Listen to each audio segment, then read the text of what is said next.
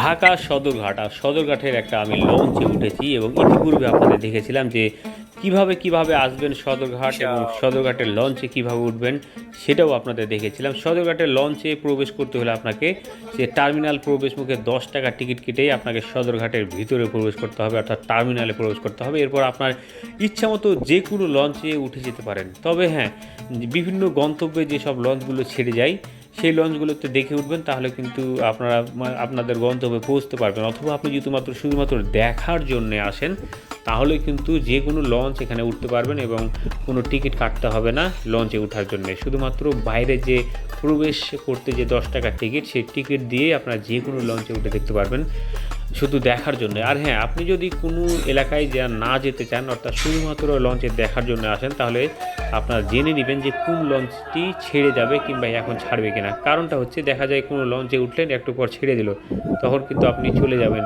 বরিশাল কিংবা নোয়াখালী।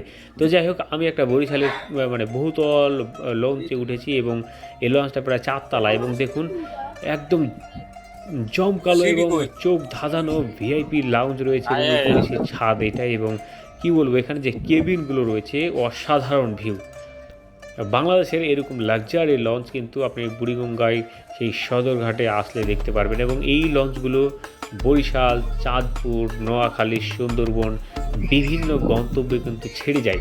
তবে বরিশালের যে লঞ্চগুলো সেগুলো কিন্তু অনেক কি বলবো, জমকালো এবং চোখ ধাঁধানো ভিআইপি, এবং দেখুন যে কেবিনগুলো রয়েছে অসাধারণ ভিউ। আপনি লঞ্চে করে যদি কখনো নৌভ্রমণ না করে থাকেন তাহলে একবার লঞ্চে নৌভ্রমণ করবেন।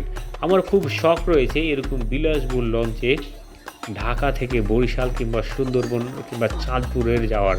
তা আসলে সেই ভাগ্যটা জুটবে কিনা জানি না, তবে আপনাদের ইতিপূর্বে আমি ভিডিও দিয়েছি যে ঢাকার কিভাবে সদরঘাটে আসবেন এবং কিভাবে ঢুকবেন।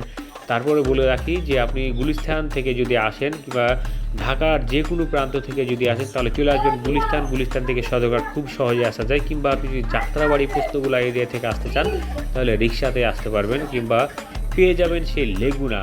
আর গুলিস্তান থেকে আসলে বাস যোগে আসতে পারবেন, রিক্সা করেও আসতে পারবেন, কিংবা সেই ঐতিহ্যবাহী সেই রাজার হালে ঘোড়ার গাড়িতেও কিন্তু সদরঘাটে আসতে পারবেন।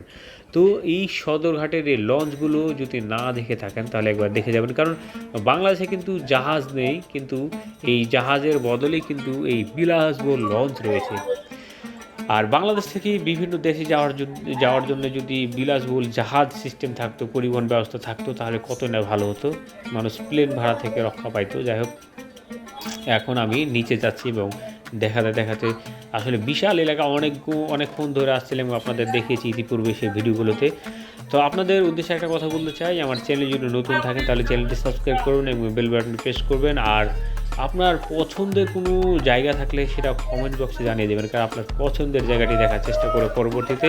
তো এই ছিল একটা বরিশালের লঞ্চের ভিউ, আর আপনাদের শুধুমাত্র ধারণা দিলাম যে আসলে এই সদরঘাটের লঞ্চ যে টার্মিনালটা রয়েছে, এই টার্মিনালের এবং লঞ্চের ভিউটা কীরকম হয় শুধুমাত্র দেখার জন্য এবং কিছু ইনফরমেশন দিয়ে দিলাম। আপনারা পরবর্তীতে দেখে নেবেন এবং একটা সময় করে চলে আসবেন এইখানে।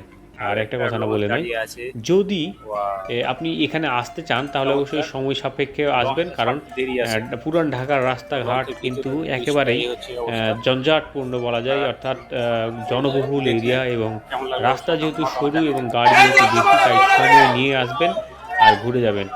আর এই পর্যন্ত ভালো থাকবেন। আমি এখন বেরিয়ে যাব এই লঞ্চ থেকে এবং আমি যাব সেই ফলের মার্কেটে, যেখানে রয়েছে বাদামতলি পাইকারি ফলের বাজার। এবং দেখুন, এখানে কিন্তু বিভিন্ন গন্তব্যে কিন্তু লঞ্চের লোকেরা ডেকেই চলেছে, অর্থাৎ আপনি কোথায় যাবেন এই লঞ্চের লোকজন কিন্তু আপনাকে সেই লঞ্চে উঠিয়ে দেবে, আপনি আপনার পছন্দের মতো চলে যাবেন বিভিন্ন গন্তব্যে।